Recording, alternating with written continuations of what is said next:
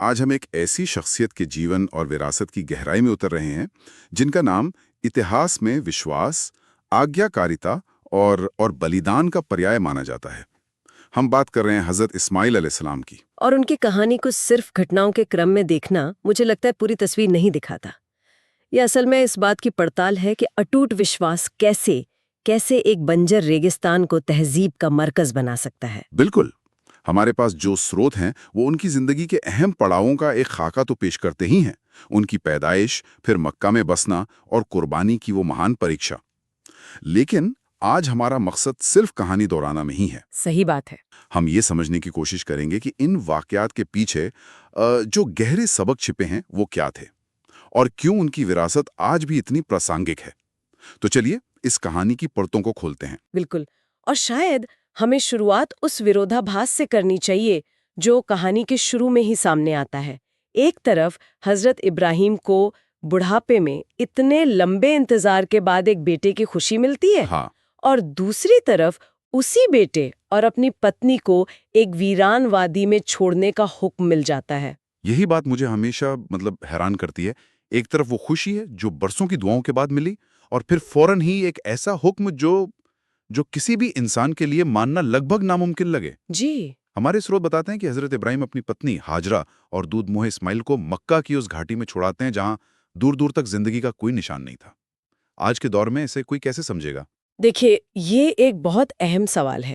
यहाँ पर जो विश्वास या ईमान की पारंपरिक समझ है ना, उसको चुनौती मिलती है। ये सिर्फ हुक्म मानना नहीं है, अच्छा। ये इस बात का यकीन है कि हुक्म देने वाला उस हुक्म के नतीजों का भी जिम्मेदार है। हजरत इब्राहिम का ये कदम एक तरह से ये ऐलान था कि मेरी समझ और मेरे जज्बात से बढ़कर मेरे खुदा की हिकमत है। उन्होंने नतीजे अल्लाह पर छोड़ दिए, और यही यही तवक्कुल यानी भरोसे की इंतहा है। और फिर हम हजरत हाजरा के किरदार को देखते हैं। जब पानी खत्म हो जाता है तो वो नाउमीद होकर बैठ नहीं जाती, वो सफा और मरवा की पहाड़ियों के बीच दौड़ती हैं। हाँ, ये सिर्फ एक माँ की बेचैनी नहीं थी, इसमें एक बहुत गहरा सबक छुपा है ना? बिल्कुल। उनकी वो दौड़ इस बात का प्रतीक है कि भरोसा करने का मतलब हाथ पर हाथ धरकर बैठना नहीं होता। उन्होंने अपनी पूरी इंसानी कोशिश की, अपनी पूरी ताकत लगा दी। ये तवक्कुल का दूसरा हिस्सा है। पहले खुदा पर यकीन और फिर अपनी तरफ से पूरी जद्दोजहद। बिल्कुल। और जब इंसानी कोशिश अपनी इंतहा पर पहुंच जाती है, तब खुदाई मदद आती है। और वो मदद जमजम के चश्मे की शक्ल में आती है। और जो बात कमाल की है वो ये कि ये सिर्फ उस वक्त की प्यास बुझाने का जरिया नहीं बना। हमारे स्रोत इशारा करते हैं कि यही चश्मा उस जगह पर एक शहर बसने की वजह बना। यही तो इस घटना का भू राजनीतिक नतीजा है। आप जरा सोचिए, एक आध्यात्मिक घटना के कितने ठोस और दुनियावी नतीजे निकले। पानी की वजह से कबीले वहां आकर रुकने लगे, तिजारत शुरू हुई, और एक वीरान घाटी दुनिया के सबसे अहम शहरों में से एक की बुनियाद बन गई। ये इस बात की बेहतरीन मिसाल है कि कैसे आस्था और विश्वास सिर्फ निजी मामला नहीं होता, वो तहजीबों को जन्म दे सकता है। तो जमजम का मौजिज़ा मक्का की भौतिक फिजिकल बुनियाद रखता है, लेकिन इस शहर की रूहानी बुनियाद उस अगली परीक्षा से रखी जाती है जो शायद इंसानी तारीख की सबसे बड़ी परीक्षाओं में से एक है। आप कुर्बानी वाले वाक़े की बात कर रही हैं। यहाँ भी अगर हम सिर्फ कहानी को देखें तो ये एक पिता को अपने बेटे की कुर्बानी का हुक्म मिलने की दास्तान है। लेकिन अगर हम गहराई में जाएं तो वो संवाद, वो डायलॉग है जो इस घटना को असाधारण बनाता है। सही कहा। हजरत इब्राहिम को अपने बेटे को ये बताना कि मैंने ख्वाब में देखा है कि मैं तुम्हें कुर्बान कर रहा हूं, और फिर हजरत इस्माइल का जवाब। स्रोत में उनके जो शब्द हैं, ए मेरे वालिद, जो आपको हुक्म दिया गया है वही कीजिए, इंशाल्लाह आप मुझे सब्र करने वालों में पाएंगे। एक नौजवान लड़के का इतना शांत और ठहरावा जवाब, ये क्या बताता है? ये बताता है कि ये सिर्फ बाप की अंधी फर्माबरदारी नहीं थी। हजरत इस्माइल को ये एहसास था कि उनके वालिद एक नबी हैं और उनका ख्वाब अल्लाह का हुक्म है। अच्छा। उनका जवाब दरअसल अपने पिता के जरिए खुदा के हुक्म पर लब्बैक कहना था। इसमें कोई डर नहीं, कोई सवाल नहीं, बल्कि गहरी समझ और समर्पण है। उन्होंने ये नहीं कहा आप जो चाहें करें, बल्कि कहा जो आपको हुक्म हुआ है वो करें। ये एक बहुत बारीक लेकिन अहम फर्क है। बहुत अहम। ये कि उन्होंने इस हुक्म को एक शख्स के बजाय एक बड़े मकसद से जोड़कर देखा। उन्होंने इसे अपने पिता की मर्जी नहीं बल्कि अल्लाह की मर्जी समझा। बिल्कुल। और इस घटना ने कुर्बानी के मायने ही बदल दिए। देखिए, इससे पहले बहुत सी तहजीबों में देवताओं को खुश करने के लिए इंसानी बलि दी जाती थी, लेकिन इस वाकये ने ये सिखाया कि अल्लाह को खून या गोश्त नहीं चाहिए। उसे तो इरादे की सच्चाई चाहिए। उसे तो इरादे की सच्चाई और हुक्म मानने का जज्बा चाहिए। आखिरी लम्हे में दुम्बे का आ जाना इस बात का ऐलान था कि मकसद जान लेना नहीं, बल्कि इंसान के दिल में खुदा की मोहब्बत को परखना था। इसीलिए हजरत इस्माइल को ज़बीहुल्लाह का लक़ब मिला, अल्लाह के लिए कुर्बान होने वाला। जी, न कि अल्लाह के हाथों कुर्बान होने वाला। ये फर्क बहुत गहरा है। ये बहुत दिलचस्प नुक्ता है। तो इस परीक्षा ने मक्का की रूहानी पहचान को मजबूत कर दिया। और इसके बाद आता है एक तामीरी काम, एक कंस्ट्रक्शन प्रोजेक्ट, खाना काबा की तामीर। जी, और ये भी सिर्फ एक इमारत बनाना नहीं था, ये पिता और पुत्र के साझा मिशन का नतीजा था। जरा सोचिए, 2 नस्लें मिलकर एक ऐसे मरकज की बुनियाद रख रही हैं जिसे कयामत तक बाकी रहना है। ये एक विरासत बनाने का प्रोजेक्ट था। और तामीर करते हुए वो जो दुआ मांग रहे हैं वो भी बहुत कुछ सिखाती है। स्रोत में जिक्र है, ए हमारे रब, हमारी तरफ से कबूल फरमा, बेशक तू ही सुनने वाला, जानने वाला है। मतलब इतना बड़ा काम करने के बावजूद उनके अंदर घमंड नहीं बल्कि आजिज़ी है।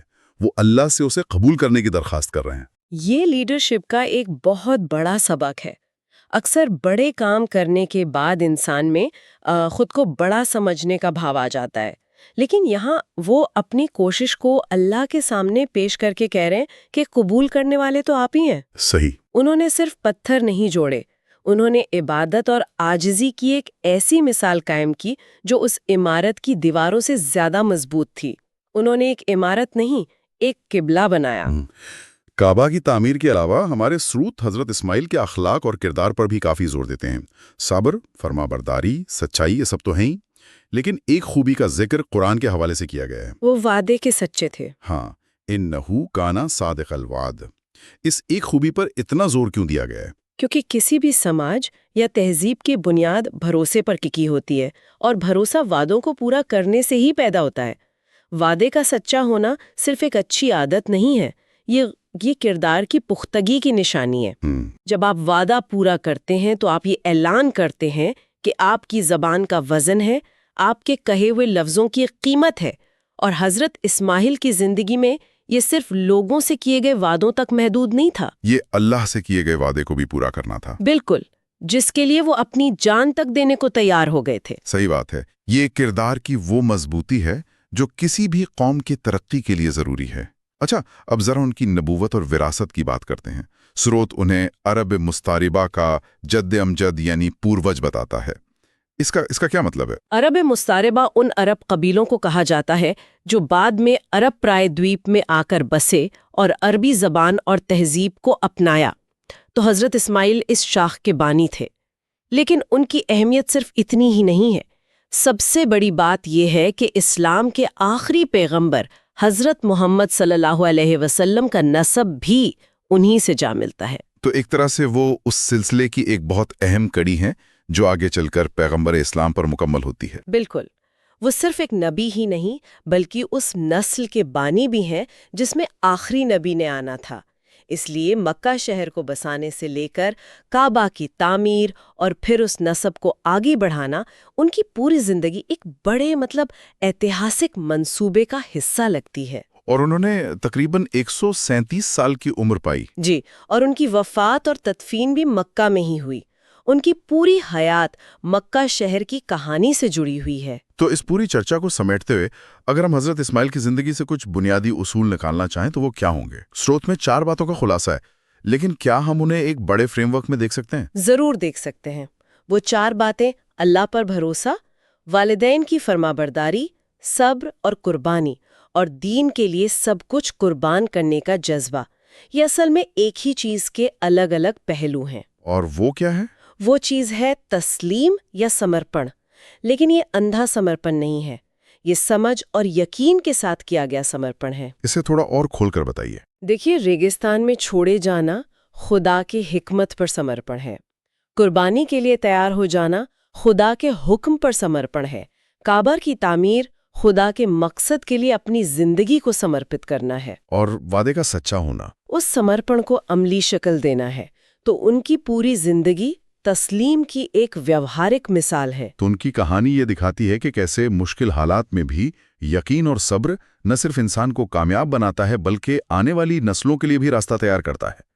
मतलब एक बंजर घाटी का आबाद होना और इबादत का आलमी मरकज बन जाना, ये उसी समर्पण का नतीजा था। और यहीं पर वो सवाल पैदा होता है जो हम सबके लिए है और जो इस पूरी चर्चा का निचोड़ भी हो सकता है। जरूर। हजरत इस्माइल की जिंदगी में समर्पण का मतलब खुदा के हुक्म के आगे अपनी जाती ख्वाहिश, अपनी मर्जी, यहाँ तक कि अपनी जान की परवाह भी छोड़ देना था।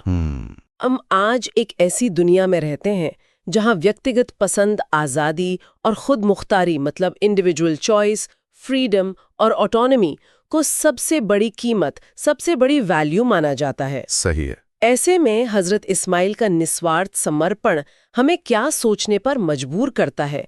क्या आज भी किसी बड़े मकसद, चाहे वो रूहानी हो, सामाजिक हो या खानदानी, के लिए अपनी जाती ख्वाहिशों को कुर्बान करने की कोई जगह है, या ये ख्याल अब पुराना हो चुका है? ये एक सवाल है जिस पर गौर किया जा सकता है।